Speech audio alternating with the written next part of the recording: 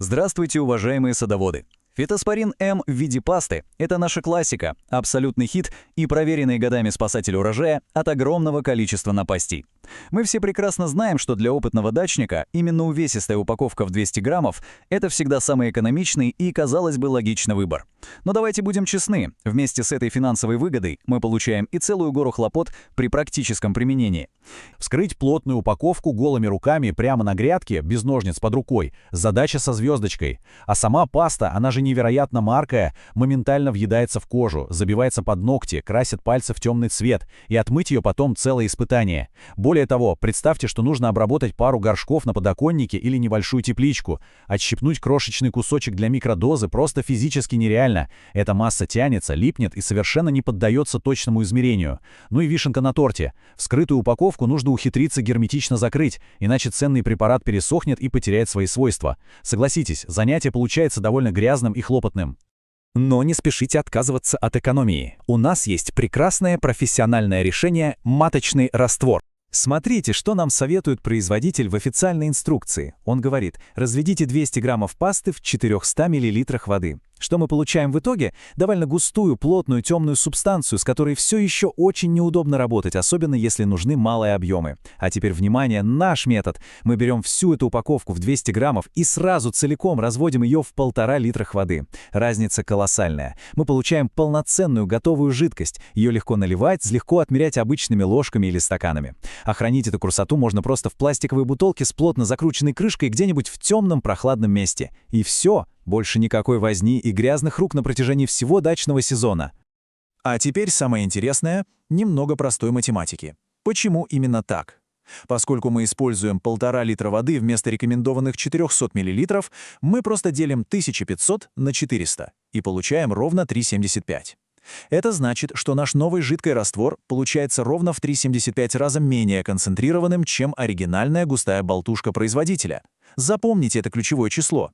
Именно на его основе мы пересчитали абсолютно все классические инструкции, чтобы ими стало по-настоящему удобно и безопасно пользоваться. Переходим к самому важному для практики, к таблицам норм для овощей. Теперь мы берем наш жидкий маточный раствор и применяем его без всяких мучительных вычислений в уме. Начнем с наших любимых томатов. Важный момент. Все заводские дозировки здесь уже умножены на наш коэффициент 3,75 и аккуратно округлены до удобных целых чисел. Итак, для замачивания семян на пару часов мы просто капаем 4 капли жидкого раствора на 100 мл воды. Это полстакана. Элементарно. Перед высадкой рассады погружаем корни в раствор, берем ровно 4 столовые ложки на 10-литровое ведро воды. 4 литров такого состава хватит на целую сотню растений. Затем, через 3 часа после высадки в грунт, можно смело пролить корни, по 4 стакана на каждый куст. А когда растения уже вовсю растут, для опрыскивания по листу берем 8 чайных ложек на 10 литров. Этого ведра нам за глаза хватит на обработку целой сотки посадок. Идем дальше. На очереди огурцы. Здесь схема ухода еще проще и лаконичнее. Всего 2 основных шага. Для предпосевного замачивания семечек на 1-2 часа нам потребуется 8 капель нашего пересчитанного жидкого раствора на те же 100 мл воды. А когда дело дойдет до профилактического опрыскивания плети в теплице или на грядке, понадобятся наши дежурные и удобные 8 чайных ложек на 10 литров воды. Этого гарантированно хватит на сотку. Такая стандартизация позволяет готовить баковую смесь буквально за секунды. Для картофеля мощная профилактика грибных болячек – это просто залог того, что мы вообще будем с урожаем. И с нашим жидким методом эта задача упрощается в разы. Смотрите, чтобы обработать клубни перед посадкой, отмеряем 1,5 столовых ложки жидкого раствора на 1,5 стакана воды. Этого хватит ровно на 10 килограммов посадочного картофеля. Согласитесь, зачерпнуть жидкость ложкой – это секундное дело по сравнению с попытками отковырять нужный кусок густой пасты. А по ботве во время вегетации мы снова работаем по знакомой схеме – 8 чайных ложек на ведро воды для площади в 100 квадратных метров. Капуста – дама капризная. Ей нужна защита в самые уязвимые периоды роста. Семена замачиваем в растворе из 8 капель на 100 мл. Перед высадкой рассады на постоянное место готовим болтушку для корней. 4 чайные ложки на 1 литр воды. 4 литров хватит на сотню корней. А примерно через недельку-полторы после посадки обязательно нужно закрепить результат опрыскиванием. И тут снова наша любимая норма. 8 чайных ложек на 10 литров для обработки 1 сотки. Все абсолютно четко, понятно и, самое главное, никакого риска ошибиться с концентрацией и сжечь растение.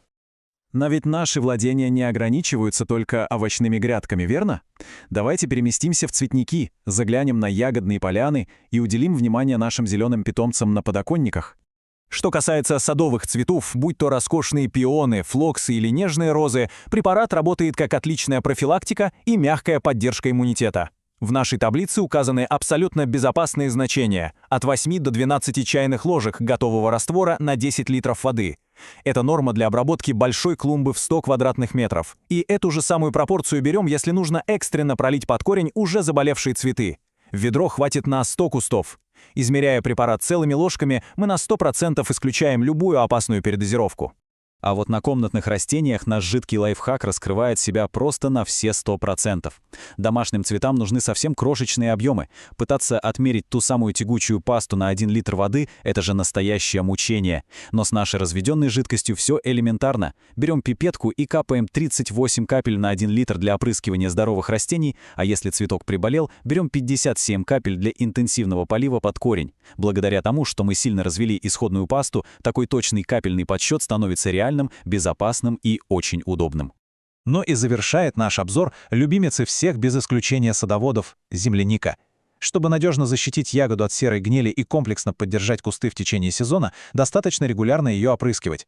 Пересчитанная норма для земляники – это 4 чайные ложки жидкого раствора на стандартное 10-литровое ведро. Этого количества вам идеально хватит, чтобы тщательно опрыскать 50 квадратных метров ягодных посадок. А теперь давайте перейдем к финалу и закрепим то самое универсальное правило, с помощью которого можно легко рассчитать норму вообще для любого растения в саду. Итак, вот оно, золотое правило перерасчета. Логика здесь предельно проста. Шаг первый. Берем всю упаковку пасты в 200 граммов и сразу целиком разводим ее в 1,5 литрах воды. Шаг второй. Открываем стандартную инструкцию производителя на упаковке, находим там нужную культуру и смотрим базовую дозировку. Шаг третий. Просто умножаем эту цифру на наш коэффициент 3,75. И последний штрих. Слегка округляем полученное значение в большую сторону до целых ложек или капель, чтобы не ломать голову с долями миллилитров. Вот и все. Идеально выверенный рабочий раствор готовится буквально за пару минут, а руки при этом остаются абсолютно чистыми. Вот такой практичный, научно обоснованный и, согласитесь, очень элегантный подход к популярному и экономному препарату. Коллеги, чтобы не пропускать такие полезные агрономические обзоры, обязательно подписывайтесь на канал. Будет очень интересно почитать в комментариях, показался ли вам этот метод перерасчета удобным и как вообще вы организуете защиту растений на своих участках. Обязательно поделитесь этим разбором со знакомыми дачниками. Вполне возможно, что именно этот профессиональный лайфхак сбережет им массу времени, нервов и сил в самый разгар напряженного сезона. До новых встреч и пусть ваши урожаи будут богатыми и здоровыми.